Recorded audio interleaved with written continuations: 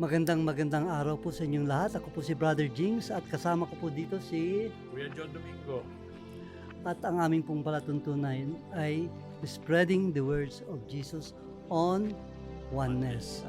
At ang subject po ngayon natin, ang atin pong topic ay nandun pa rin po tayo sa love one another as I have loved you, chapter 3. Pero alam niyo po, ilang beses tinanong si Jesus Christ, paano kami mapupunta sa langit? Hindi ba yun ang lagi nating tinatanong, Brother Joe? Paano, Lord, paano tayo pupunta sa langit? Kahit na pupunta tayo sa simbahan, lulod tayo pa, Lord, paano ako pupunta sa langit? Dadasal ako ngayon para pupunta sa langit. All what we are doing is for the purpose na balang araw pupunta tayo sa langit. Napakadali. Oneness lang ang napakadali. Yun ang ini-explain natin dito sa ating palatuntunan. Kaya we have the support of the Holy Spirit. Lahat po naman tayo nasa atin ng Holy Spirit, binigay na ni Jesus Christ yun.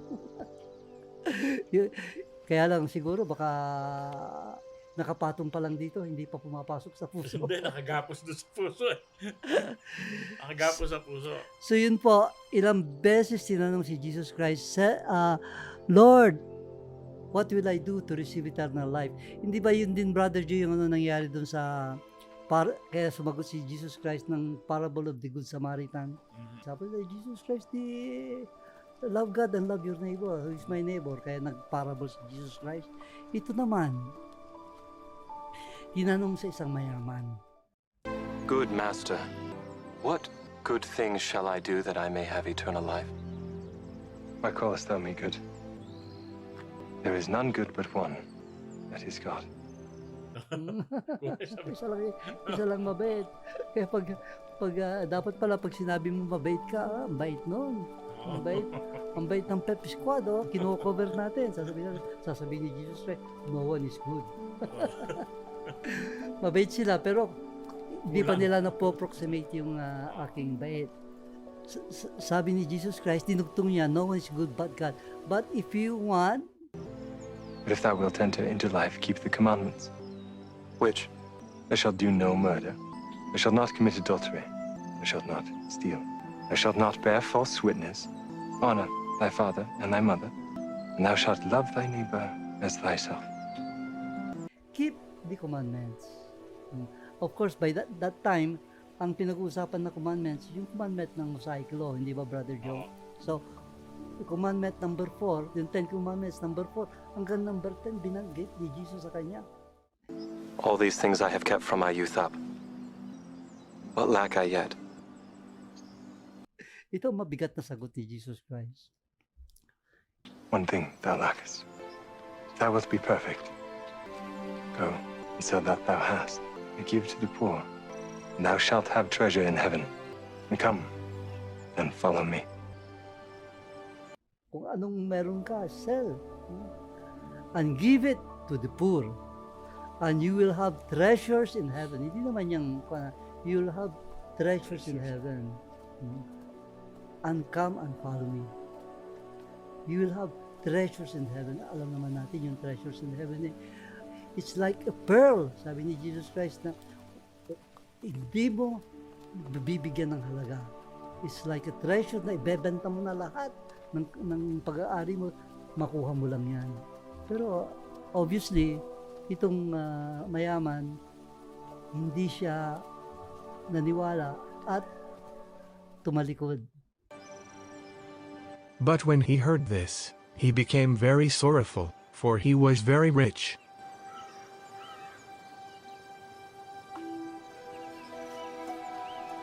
And when Jesus saw that he became very sorrowful, he said, Verily I say unto you, it is easier for a camel to go through the eye of a needle than for a rich man to enter into the kingdom of God. Ito pong eye of the needle na ito, para po doon sa mga nakikinig sa atin, doon sa Israel kasi, sa pati ng Israel, yung parang eye of the needle na para makapagbagyo, mga travelers, doon sila papasok sa kuweba. Napakaliit. parang ayaw hinidor yung camel, gaganyan siya bago makapasok. Yun ang interpretasyon ng mga ibang scholars dito.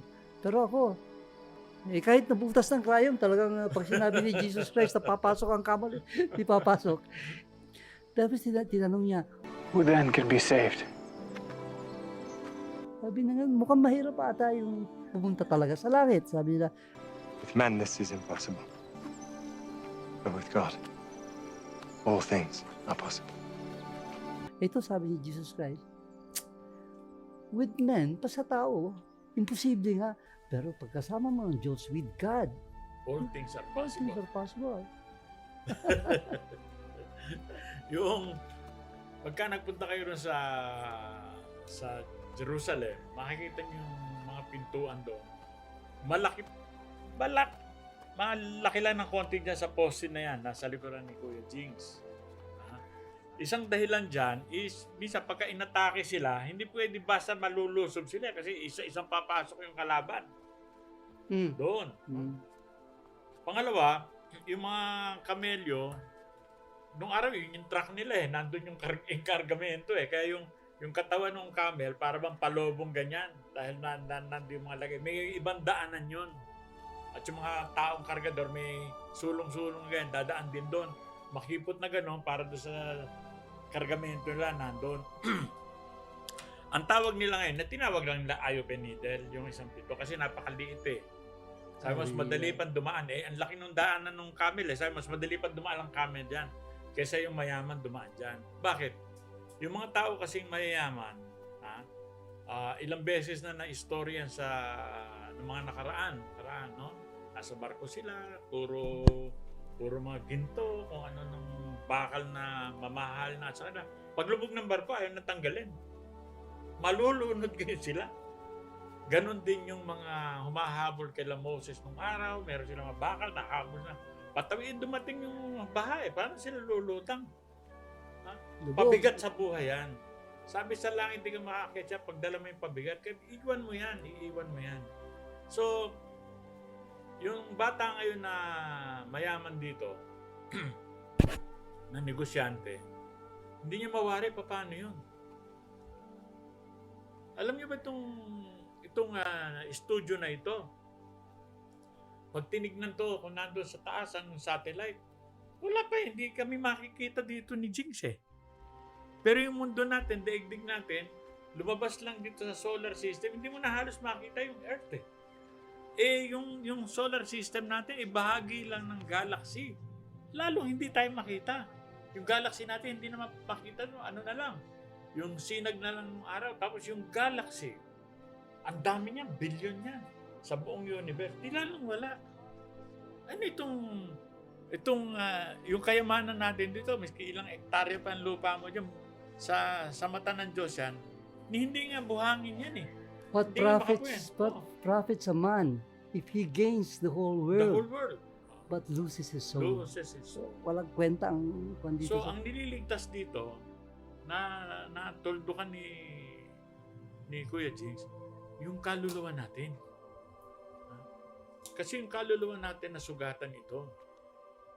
At yung sa mata ng Diyos, pagka yung kaluluwa natin ay hindi sumusunod doon, hindi nag-o-obey doon sa dapat na gawin nung kaluluwa natin, ng isip natin, yung katawan natin, susunod lang yan sa isip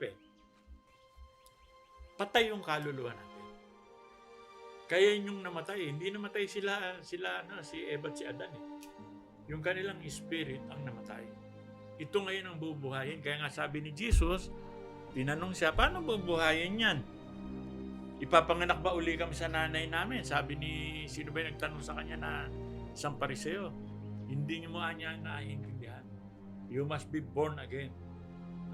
Kaya ngayon, yung mga ipapanganak muli dito, ito lang maniniwala kay Jesus. Iko-confess, tulad ng sinabi kanina, ni Kuya Jing, o nabanggit ko rin, na isa sa buhay na ito at sasabihin natin sa ating bibig na si Jesus ang bossing natin. Siya ang ating gagayahin. Kaya sabi niya sa Lucas 9:23, 26. Sabi nga na, you want to become my disciple, gusto mo maging pupil ko, gusto mo maging kabarkada kita, gusto mo katropa kita, carry your cross every day and gayahin mo ko. Follow me. Kaya pala maraming may cross dito na magaan. Dala-dala nila. yung mawawala yan, pero malalaman na Kristiyano ka pa rin sa uri ng pamumuhay mo. Sabi, you will know them by their fruits. Isa sa mga prutas nito ay ipakilala natin si Jesus sa lahat ng tao. Kung hindi natin siya mapakilala sa pangalan, yung buhay na hinahanap sa kanila ng Diyos, turo natin.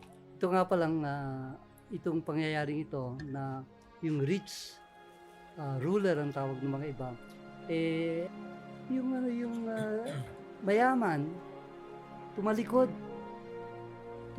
kaya nalungkot si Jesus Christ. Sabi niya hindi naintindihan, hindi niya naintindihan, pero talagang sabi niya ginagawa ko yung mga commandments na yan. Pag nagbabasa siya, siguro nabasa niya yung kay Abraham, Brother Joe. Yung kay Abraham, hindi lang kayamanan ang hiningi ni Jesus Christ ng Diyos kay Abraham, kung hindi buhay ng kanyang kaisa-isang anak na binigay naman sa kanya at old age. Kaya mahal na mahal niya yung anak niya. Pero yun ang hiningi sa kanya. Siguro sabi ni Abraham, kunin mo na lahat ng kayamanan ko. Huwag lang itong anak ko. Yun siguro ang pakiramdam niya. Pero no. Sabi ni Jesus Christ, ang anak mo, ang isakripisyo mo sa akin. Pero sumunod si Abraham. Ano yun ang diferensya? Dito sa rich man na ito, kayamanan hinihingi sa kanya. Kay Abraham, mas mahalaga ang hinihingi sa kanya, yung anak niya. Pero sumunod siya. Alam na naman natin ang nangyari. Sabi nung pinadalang anghel, tapos nang sasaksakan niya sa Abraham, hinawakan siya dito ng anghel. Sabi niya gano'n. No, do that, sabi niya. Tapos, hindi natuloy. Pinigilan siya. Ano sa tingin mo, Brother Joe? Pag yung rich man na yun pumayag kaya na sige, bebenta ko na lahat ng kayamanan ko. Maghihirap na ako, susunod ako sa iyo. Ano kaya? Pipigilan kaya siya ni Jesus Christ? Pinigilan siya Abraham. Hindi siya pipigilan dahil bibigyan siya ng mas marami. Bibigyan niya mas maraming kayamanan. Yun ang sinabi niya ni Jesus Doon sa parable of the talents, di ba? Doon sa mayroon na, dadagdagan ko pa.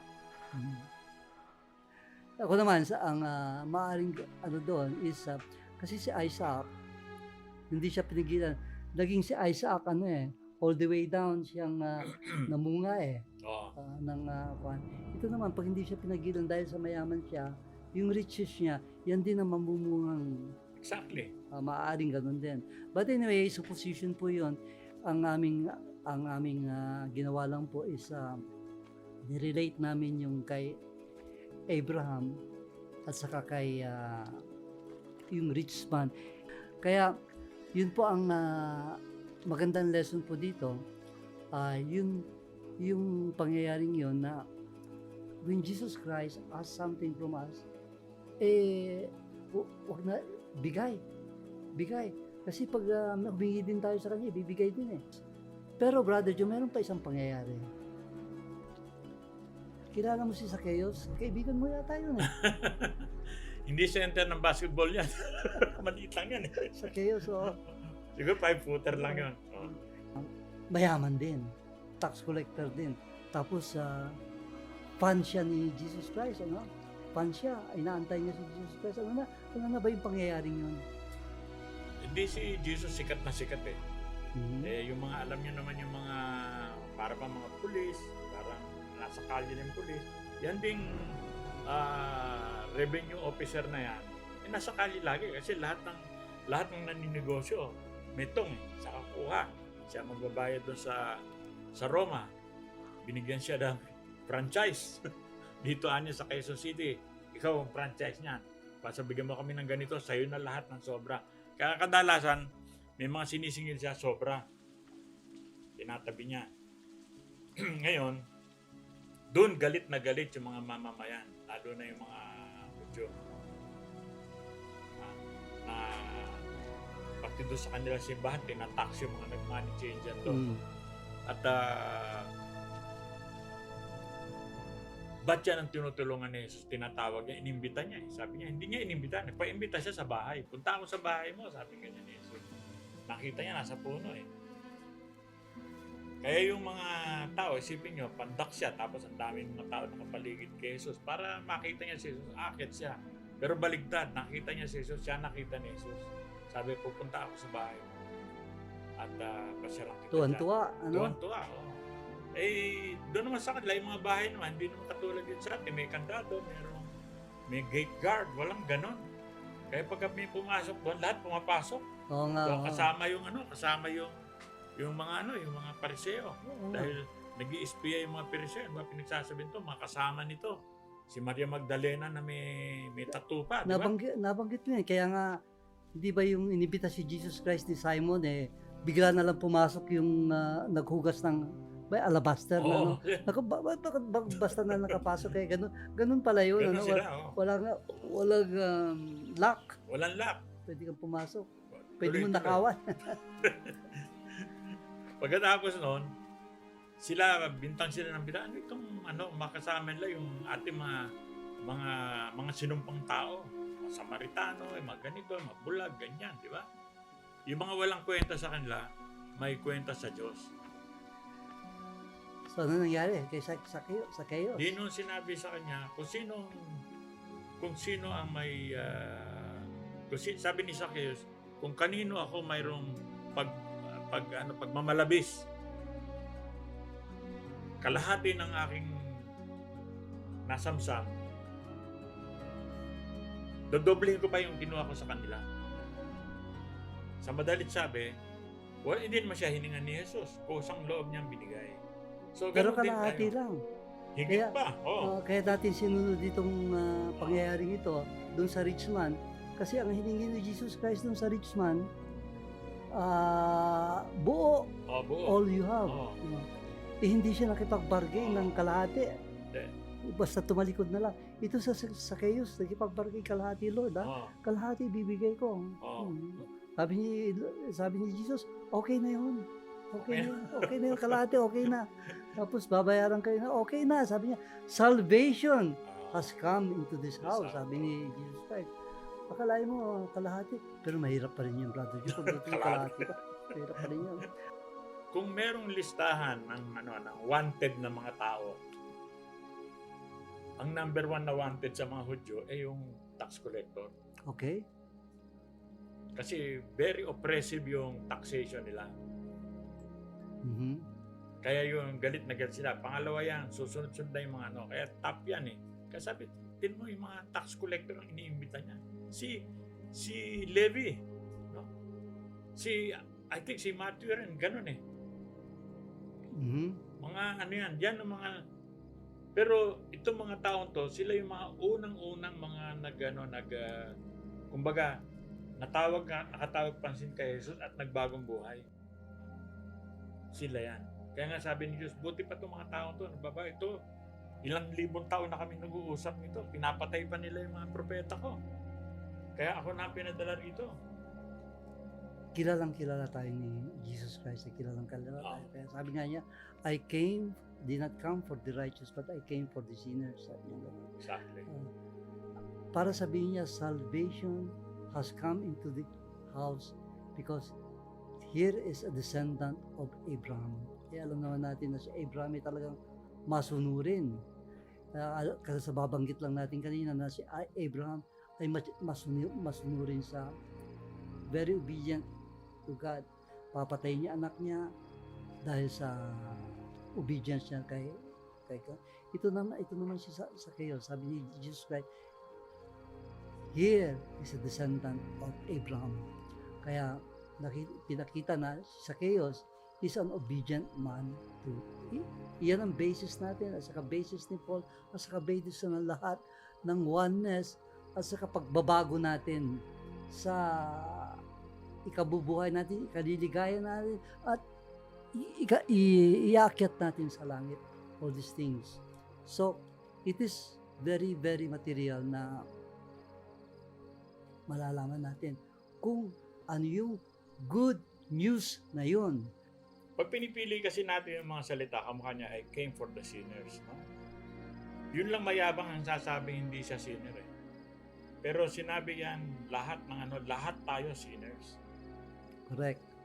All have sinned. All have sinned. Sabi ni Paul. Lahat tayo makasalanan. Ang pagkakaiba lang ng bawat isa sa atin, sa isa't isa, yung iba very proud. Ito si Zacchaeus, hiyang hiya siya. Pero yan lang yung alam niyang trabaho. At alam niya wala siyang pag-asa dahil sa listahan nila sa mga Hudyo, wala na siya. Pati mga Samaritano, wala kayo dito. Hindi kayo kasama rin sa kaligtasan. Kaya nung ito bago to sinasabi maliligtas. Kailangan pakinggan ko to. Ganyan din si Maria Magdalena. Ganyan din yung mga iba. Ganyan din yung mga bulag. Word Ganyan mga of bilang. God. Oh. Yes. Lahat tayo walang kaligtas. Miski tayo nandito. Wala tayong pag malaki na alam natin yan. Memorize natin. Alam natin na nahanapin yan. Ang pinag-usapan dito, buhayin nyo. Kaya isa buhay natin ito. Kaya malaman po natin yung Word of God na yun na absolutely essential, most important of all, kasi yan po ang magliligtas sa atin, yan po ang makapagpapaligaya sa atin, at yan po ang magdadala sa atin sa langit. Ano pang gusto natin? You jump into it. At yan din ang bibigay sa atin ng liwanag, yung word na yun na pinag-uusapan natin dito. Join the bandwagon. Oh. Bandwagon of oneness and Word of God. Kaya po, makinig po kayo, manood po kayo sa amin uli sa susunod na episode. At wala po kaming episode na boring dito. Lahat po ay too good to be true at masaya. Brother Jings po, marami pong salamat sa inyo lahat. Kuya Joe Domingo, magkita-kita muli tayo sa isang linggo.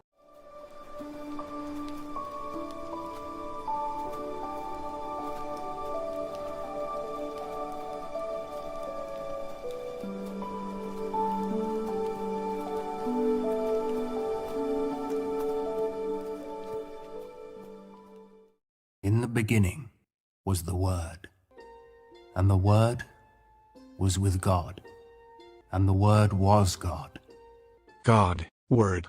They are one. The Word, Jesus, who was to be made flesh, and God, began together at the same moment. He was with God in the beginning.